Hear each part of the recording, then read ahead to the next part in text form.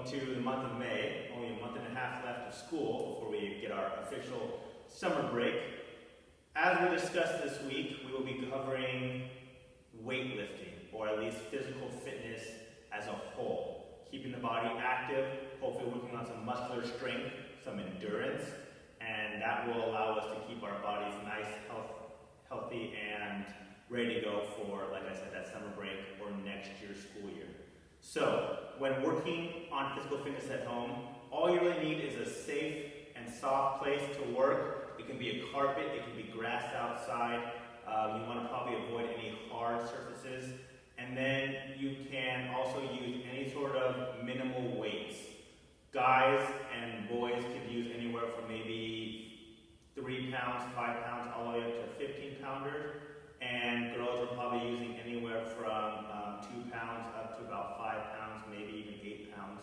So just really using some variety of weights. Also, since we're at home, we're going to use anything that we can get our hands on. So if you have any sort of a ball around, you can use tennis balls or anything handheld, bean bags for workouts. Okay. Water bottles are always good to use. You can have it filled with water or empty, or plastic water bottles that you can fill with sand to add extra weight. Okay, and that can be used for any sort of exercise that you want to do. Alright, that we will cover.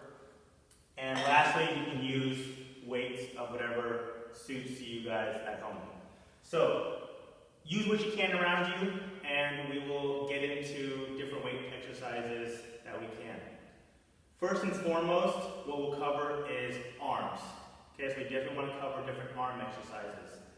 I'm going to go into detail regarding each exercise so that the emphasis for everyone can be safety and quality of movement. You don't want to go heavy, you don't want to go fast, we don't want to hurt ourselves.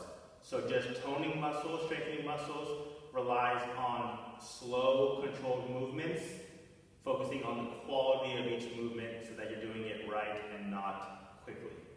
So, the most basic arm exercise that almost anyone with weights will do are bicep curls, working your bicep muscle right here in the front of the arm. And it requires you to have an item or a weight of any size in which you are holding it 90-degree angle in front of your body, probably by your belly button, and you're curling the weight up to your chest and then back down. Up to your chest, back down. And you don't want this movement to be labored. So if it's too heavy and you're really focusing on getting it up, we gotta lessen the weight. Alright? Really make sure that the movement is controlled to your chest and back down to about your belly button. You don't need to go all the way down. It's going to put a lot of unnecessary pressure on your elbow joints. So 90-degree angle, up and back down. However many times you're going to be comfortable, you can do alternating arms 5 times, 10 times, or for a length of time. 30 seconds on one side, 30 seconds on the other side, and then switch exercises. Another one that you can do, it's called the I's, Y's, and T's after the alphabet letters that they correspond with. How that looks is as follows. With your body nice and straight, I's are going to be from your thigh and your legs all the way up over your head, making a big I, straight up and down. So up here, I's, back down to your thighs. All the way up and back down. Again, this should be very controlled movements, slow, steady. So if you're fighting it, lessen the weight. At the very least, you guys can use no weights at all and just focus on the movements with your hands only. Or even stretch bands if you have those. Those also work for these movements. These I's, Y's, and T's will put a lot of pressure, not so much pressure, but emphasis on the shoulder area, strengthening the deltoid muscles and really working on the back muscles in the shoulder area, strengthening up those shoulder movements. So again, I's are from your legs, your thigh muscle, all the way up above your head, and then back down to your legs.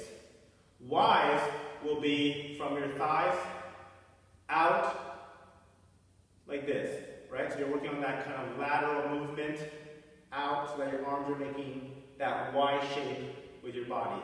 And again, it all starts from your legs, about your thigh length, and then out to the sides, right here, making a Y shape. Lastly, as you can guess, the T's go from the side of your leg, on the outside of each leg, straight out to the side, making that T on either side. And again, I'm stopping right where my shoulder stops my arm. You don't want to go all the way up, okay, just right out here. T's, right, and then back down. T's, back down, all right? All the way up would be a Y, out here is a Y, these are I's, okay? Try those for arms. Lastly, if you want to work the back side of the arm, which is the tricep, okay, the front is the bicep curl, the back would be the tricep. A good exercise is lifting the arm straight up. You don't want to use the back on this exercise, so a good way to not put a lot of pressure on the back is to really have your arm do all the lifting straight to your rib cage, right in here. And a lot of times we don't want to necessarily be straight up and down like this. So put a bend in the knees right here, arm straight out in front of us, and you're pulling it straight into your rib cage. For most of us at home, I would highly recommend that we kneel down on our hands and knees. This way, it takes all the pressure off of our back and off of our legs, so that the only emphasis in the movement is with the hands lifting the weights right there at your cage.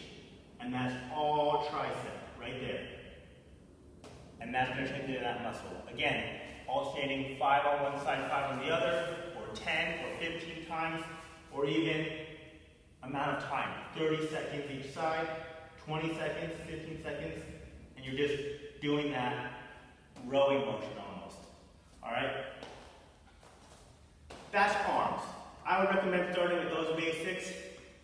However, when we still have the weights out, we can incorporate some leg exercises as well. Number one thing to do with weights and legs is you can work on squats. Now, squats emphasize that thigh muscle, the hamstring muscles, and even a little bit of the calf muscles. But the key is you don't want to put too much pressure on the lower back. So how does that look? You want your knees to never go past the point of your toes. Right? So right here, wherever my toes end, my knees are going to go right over that toe line. I'm putting the pressure in my glutes. I'm putting the pressure all along these thighs. Right here, straight back, and I tuck in my belly button. With my weight, you can have them out, and you have them in, holding 2 of them, or even holding 1 on both sides. And down, back up. Down, back up. And if you notice, I don't need you to stand all the way back up and lock the legs. You don't want to lock your knees. Just right over the toes, right back up to a slight bend, and back down. And that's going to put all the necessary pressure on the thighs and the quads for good squats. Lastly, again, you can do leg exercises with your weights. Starting from a stationary position, work on a step lunge. Knee down, and you can work on standing back up. Down, here. To add a little bit of extra level of difficulty, you can sit and hold just before the ground to add that next level of muscular strength and endurance. Otherwise, getting that knee down to the ground still puts enough of that pressure on the muscles to strengthen them, as long as you aren't waiting here and resting. So, keep that motion going. You can have weights again in your hands, or no weights at all for movements. Give those basic exercises a try, mix it up, have fun with it, and again, a very easy way to stay motivated in these workouts is to play a lot of fun, fast-paced, pumping music, and just have fun with it. Alright, give it a try, and be safe out there.